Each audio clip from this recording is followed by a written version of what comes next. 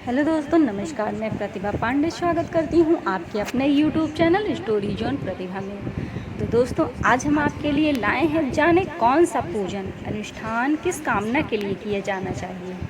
तो क्या दोस्तों आप जानते हैं कौन सा पूजन अनुष्ठान किस कामना के लिए किया जाता है? अगर नहीं जानते हैं तो हमारे वीडियो में लास्ट तक बने रहिए। तो आइए शुरू करते हैं। पहला है बटुक भैरव स्रोत। इस स्रोत के पाठ करने मात्र से महामारी, राज भय, अग्नि भय, चोर भय, उत्पात भयानक स्वप्न के भय में घोर बंधन में इस बटुक भैरव का पाठ अति लाभदायी है तथा हर प्रकार की सिद्धि हो जाती है। इस प्रयोग का कम से कम 108 पाठ करना चाहिए। और दोस्तों दूसरा है श्री सूक्त प्रयोग। श्री सूक्त प्रयोग एक ऐसा प्रयोग है जिससे लक्ष्मी जी प्रसन्न होकर घर में स्थिर रूप से निवास करती हैं। इसके 1100 आवृत्ति पाठ कराने पर विशेष लाभ होता है। और तीसरी चीज़ है श्री कनक धारा स्रोत। यह स्रोत आद्य शंकराचार्य द्वारा जी रचित, जिसके पाठ से स्वर्ण वर्षा हुई थी। कनक धारा स्रोत के पाठ करवाने से घर, ऑफिस, व्यापार स्थल में उत्तरोत्तर वृद्धि होती रहती है। और कनक धारा में कमला प्रयोग से अत्यधिक लाभ प्राप्त होता है। और चौथा है श्रीमद् भागवत गीता। यह महाभारत के भीष्म पर्व से लिया गया है। इसमें भगवान श्री कृष्ण ने अर्जुन को आत्मज्ञान दिया तथा कर्म में लगे रहने के विषय में बतलाया। इसके पाठ करवाने से घर में शांति, सुख व समृद्धि आती है तथा सभी दोष पाठ मात्र से नष्ट होते हैं। यह अत्यंत लाभकारी है। और पांचवी चीज़ है श्री अखंड रामचरितमानस। यह तुलसीदास जी द्वारा रचित इस मानस में 7 कांड जिसका पारायण पाठ यानी अनवरत है, इसलिए इसे अखंड पाठ कहते हैं। यह 20 से 24 घंटे में पूर्ण होता है।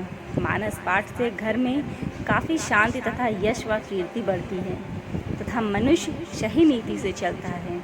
और छठवीं चीज़ है सुंदरकांड पाठ। सुंदरकांड पाठ तुलसीदास द्वारा रचित रामचरितमानस से लिया गया है। इस पाठ से हनुमान जी को प्रसन्न किया जाता है। विशेषतः शनि के प्रकोप को शांत करने के लिए सुंदरकांड का पाठ लाभदायक होता है। वैसे कम से कम 108 पाठ ब्राह्मण के द्वारा करवाया जाता है। और सातवीं चीज़ है हनुमान चालीसा। हनुमान चालीसा कलयुग में मनुष्य के जीवन का आधार है। इसका पाठ प्रायः प्रतिदिन किया जाता है, परंतु विशेष रूप से 41 दिन में प्रतिदिन 100 पाठ कराने से कोई भी महत्वपूर्ण कार्य के लिए किया गया सभी अनुष्ठान पूर्ण होता है।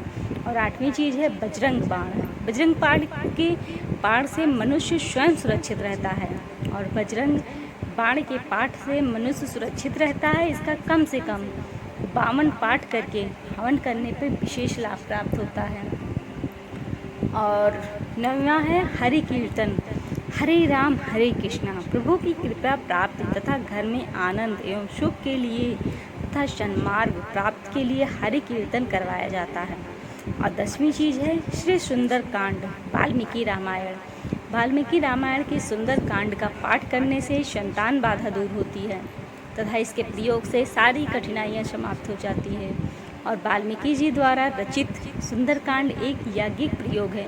इस पाठ का 108 पाठ विशेषतः हवनात्मक रूप से लाभदायक है। और 11वीं चीज़ है श्री ललिता सहस्त्र नामावली।